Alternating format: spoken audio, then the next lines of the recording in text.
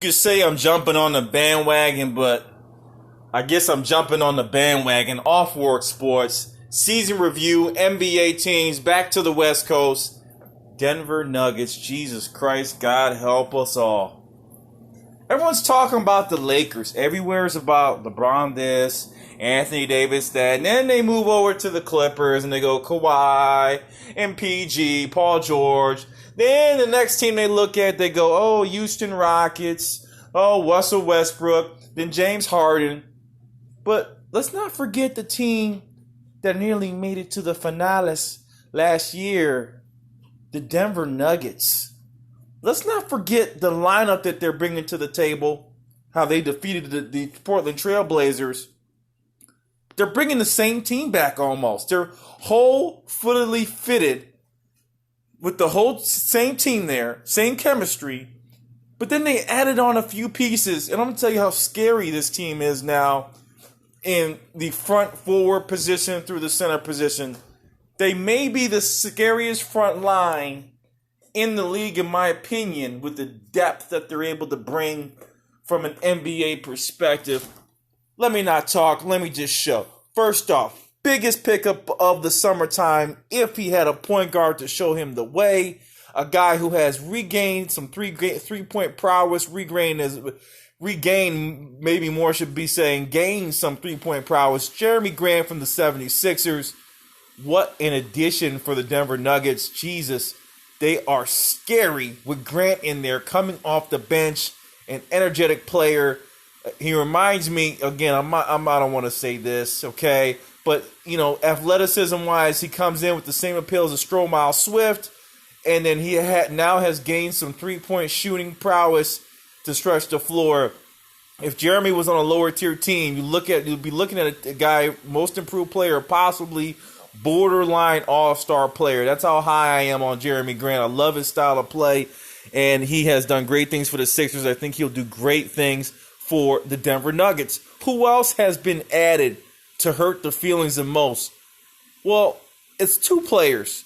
First off, Mike Porter Jr., a guy that they waited on and now is about to pay dividends, had the back surgery.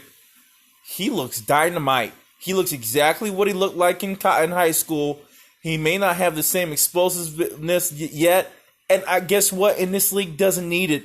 One thing that I do see that he needed was the three-point shot and the mid-range shot, and Michael Porter Jr. has that. Next thing I thought he needed was the handling.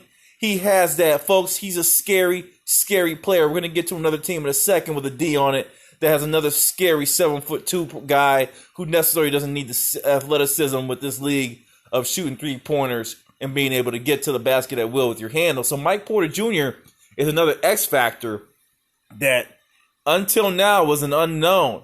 Now we're seeing some stuff, and I can see him even at a small forward role in the league. Think of the Mike Beasley stereotype, the James Johnson, those type of guys. Mike Porter Jr., except he can extend his range a little bit further, and I think they're special with this kid. Now, where's the guy that they drafted that is missing from this lineup? Bol is coming back from a foot injury. They're going to be really, really cautious. I haven't seen him in the preseason. But imagine Bol coming up fully healthy. Imagine a bench lineup where you feature starters in the superstar, not all-star. Nikola Jokic is a superstar, comes in as your starting center, and then you got, it's either Millsap or Mason Plumlee at the power forward position, in my opinion. Millsap has shown his age a little bit here, getting older. And then you got that front line, right? And then you say, I'm about to go to sleep a little bit. I'm good. No. Let's bring in Jeremy Grant. Let's bring in possibly Bobo. And also, let's bring in Mr. Michael Porter Jr. How much more scary can a team get when you have all these pieces? And now we go down to where I think they need the most improvement.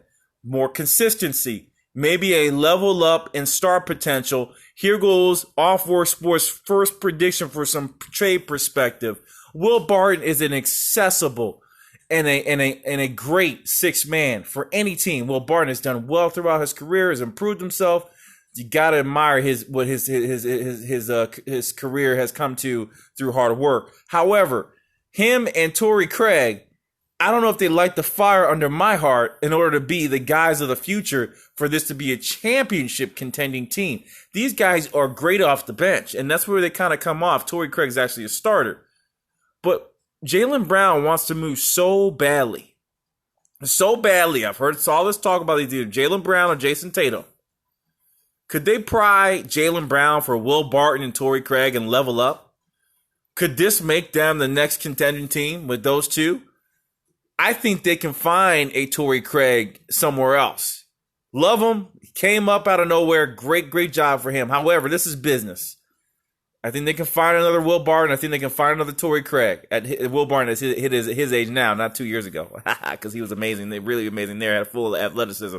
But could they move these guys for Jaylen Brown? Interesting perspective. Just wanted to throw it out there. Now we go to the guards. The same players there, Gary Harris and our buddy here, Jamal Murray. My folks, this is evident to me. The improvement needed at the guard position is where I see the most help. Monte Morris is solid, man. Again, guys that have improved themselves, that play within the system. But you're talking about championship here, baby. And you're gonna say, well, they already made it to the championship almost last year. So what the hell are you talking about? But championships are not made with these guys as your front runners. I can see Jamal Murray. I can see that. But, Gary Harris, question mark. There's a question mark there if Gary Harris is really a six-man just stuck in a role where he's forced to start a la Eric Gordon, one of those guys. You see what the Rockets went and did. They went and got our buddy, Mr. Ben McLemore. They got Gerald Green. They got all these little X factors, taller, 6'5", 6'7" type of guards that can fill in the slot and make things happen from a guard forward position and also play a little bit defense. These two small guards, I know Blazers got that kind of lineup. I'm just worried about the Denver Nuggets and how they're going to play with this. They're so strong on the front line. They have wiggle room to move. Look at Hernan Gomez, Hancho Gomez. He got a little bit better in the summer, added a three-point shot. Mason got better. I mean, again, a lot of different positions where they have improved. They got Tyler Zell as another backup center. They're too heavy there. They need to look at adding some guard help, and I'm talking about a special guard. I don't know who you go get, and I hate to say this, okay?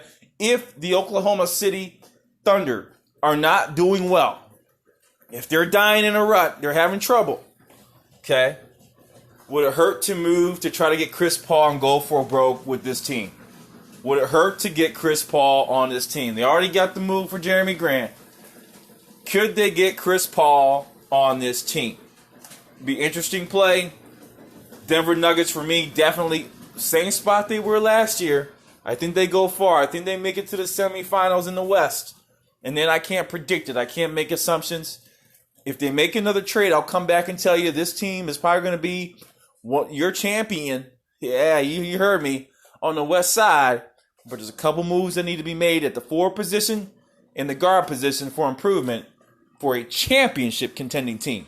Not for a playoff team, championship. There has to be a level up. All Fork Sports signing off. My review on the Denver Nuggets. Peace.